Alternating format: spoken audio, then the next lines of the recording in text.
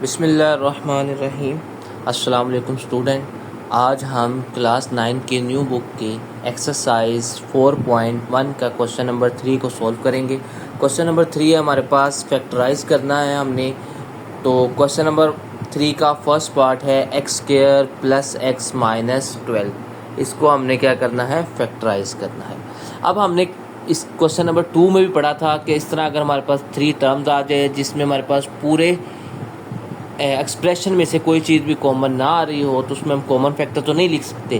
तो उसके लिए हम क्या करेंगे, उसके लिए हम इसकी मिड टर्म ब्रेक करेंगे। अब उसके लिए हमने पढ़ा था कि हम इधर क्या है 12 एक्स स्क्वायर के कोफिशिएंट इधर 1 है, 12 1 द 12। अब हमने दरमियान में ऐसा नंबर लिखना है जिनको मल्टीप्लाई करें तो हमारे पास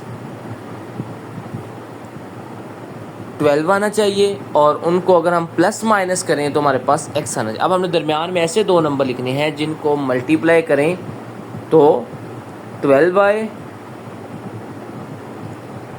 और प्लस माइनस करें तो हमारे पास 1 आए जाए। मैंने क्या लिखा है 4x माइनस 3x, क्योंकि 4 3 का क्या होता है 12 होता है। 4x में से अब 3x माइनस करेंगे तो 1x आ जाएगा। तो ये हमने दो नंबर लिख दिए हैं। अब पहली दो वैल्यू में से हमें नज़र आ रहा है क्या कॉमन आ रहा है, x कॉमन आ रहा है। तो बाकी क्या रह जाएगा हमारे पास, अगर हम x कॉमन लेंगे तो ये रह जाएगा x प्लस 4, क्योंकि जब हमने x स्क्वायर में से x कॉमन लिया x बच गया, ये x कॉमन चला गया तो सिर्फ क्या बच जाएगा 4 बचेगा। अब इन दोनों में से क्या कॉमन आ रहा है, एक तो माइनस कॉमन आ रहा है और दूसरा क्या कॉमन आ रहा है हमारे पास 3 कॉमन आ रहा है।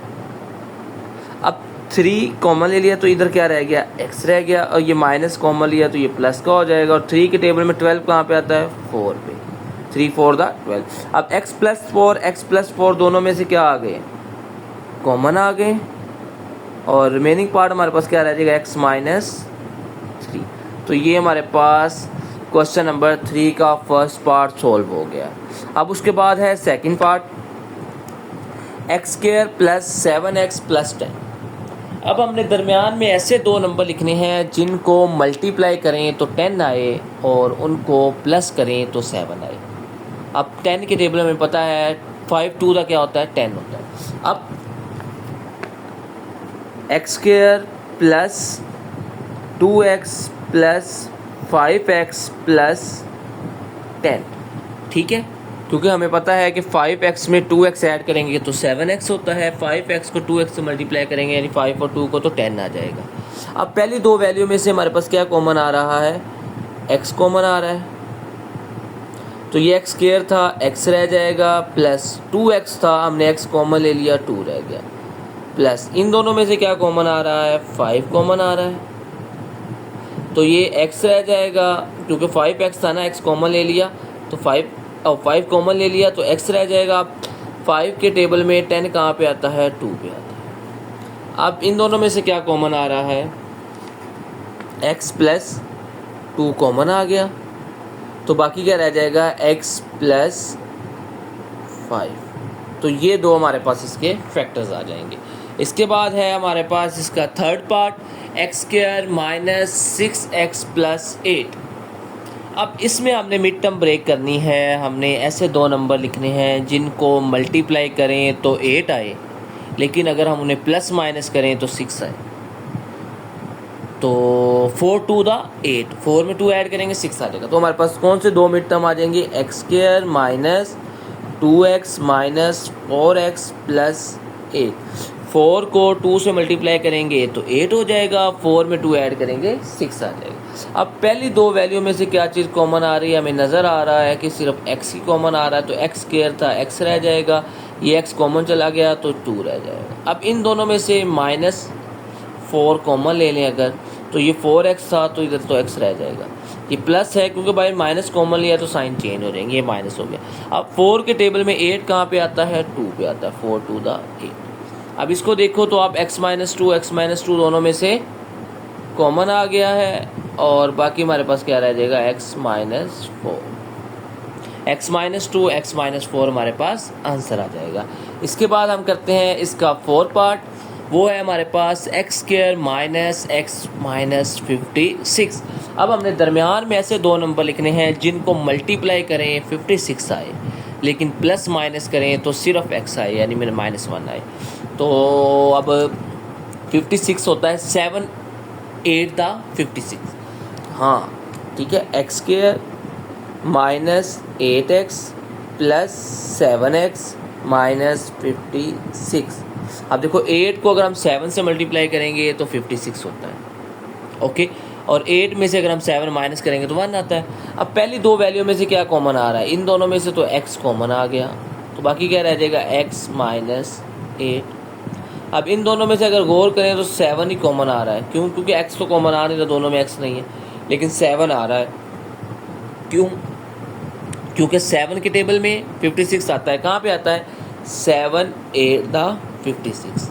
अब देखो इन दोनों में से क्या कॉमन आ गया, x -8, तो बाकी क्या रह जाएगा हमारे पास x + 7। तो x -8 और x + 7 इसके दो फैक्टर्स आ जाएंगे।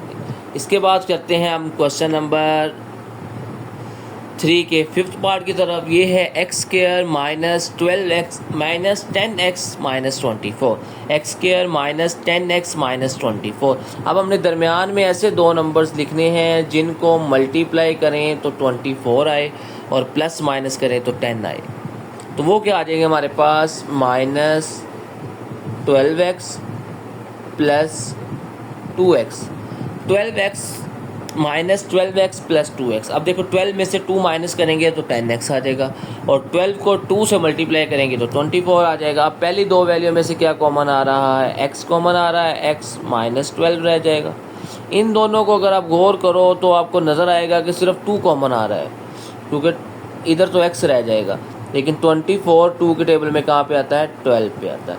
अब x -12 दोनों में से कॉमन आ गया, और बाकी रह जाएगा हमारे पास x + 2, ओके। इसके बाद हम करते हैं इसका 6th पार्ट, y² + 4y -12। इसको हमने ब्रेक करना है। अब देखो y² है एक तो, और एक क्या है, -12। अब हमने दरमियान में ऐसे दो नंबर लिखने हैं जिनको मल्टीप्लाई करें तो 12 आए, लेकिन प्लस माइनस करें तो क्या आए, 6 आए। ओह सॉरी 6 कह रहा हूँ, क्या आए, 4 आए। अब वो कौन से दो नंबर होंगे, वो नंबर होंगे हमारे पास, हाँ, 6y -2y, 6 2 द 12। अगर आप 6 में से 2 माइनस करेंगे तो 4 आ जाएगा। अब पहली दो वैल्यू में से y कॉमन आ गया, y + 6 रह जाएगा। इन दोनों में से -2 कॉमन आ गया, तो क्या रह जाएगा, y माइनस कॉमन लिया तो इधर क्या आ जाएगा, +6। तो इसका मतलब है y + 6 और y -2 हमारे पास इसके दो फैक्टर्स आ गए। अब हम करेंगे इसका लास्ट दो पार्ट्स, यानी कि 7th और 8th पार्ट। अब हम करेंगे एक्सरसाइज 4.1 के क्वेश्चन नंबर 3 का 7 पार्ट। क्लास 9 की न्यू बुक के एक्सरसाइज 4.1 का क्वेश्चन नंबर 3 का 7 पार्ट, y² + 13y + 36। सबसे पहले हम इसकी मिड टर्म ब्रेक करेंगे। हमने इसको लिख दिया y² + 4y + 9y + 36। Mid term break हम कैसे करते हैं, हमने ऐसे दो नंबर लिखने होते हैं दरमियान में जिनको मल्टीप्लाई करें तो 36 आना चाहिए था, और उन्हें प्लस माइनस करें तो हमारे पास क्या आना चाहिए था, 13।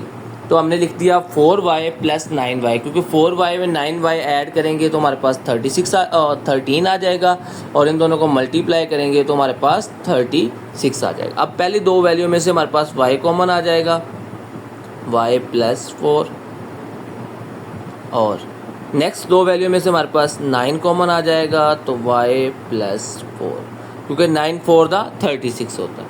अब देखें इन दोनों में से क्या कॉमन आ रहा है, y + 4 कॉमन आ जाएगा, और बाकी क्या बचेगा, y + 9।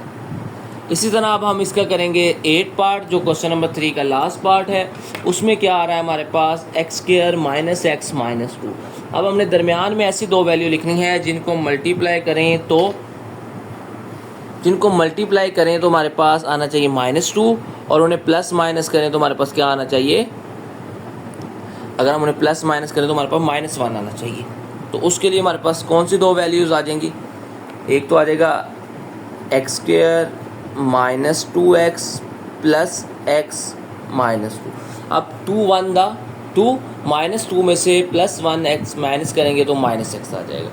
अच्छा, हमने लिखा माइनस 2x प्लस एक्स। देखो ना, 2 में से 1 माइनस करेंगे तो माइनस एक्स आ रहा है, और 2 को 1 से मल्टीप्लाई करेंगे तो माइनस 2 आ जाएगा। अब पहली दो वैल्यू में से हमारे पास क्या कॉमन आ रहा है, x कॉमन आ रहा है, तो बाकी क्या रह जाएगा, x माइनस 2। नेक्स्ट दोनों वैल्यू में से कुछ भी कॉमन नहीं आ रहा, तो उसकी जगह हम 1 कॉमन ले लेंगे, तो बाकी क्या रह जाएगा, x माइनस 2। क्योंकि 1 कॉमन लेंगे इनमें कोई भी चेंजिंग नहीं आएगी, तो इसका मतलब x माइनस 2 दोनों में से क्या आ गया, कॉमन आ गया। बाकी क्या रह गया, x प्लस 1। तो ये दो हमारे पास इसके फैक्टर्स आ गए हैं, किसके, पार्ट नंबर 8 के।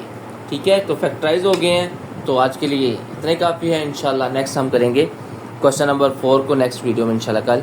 आज के लिए इतने काफ़ी है। अल्लाह हाफिज़।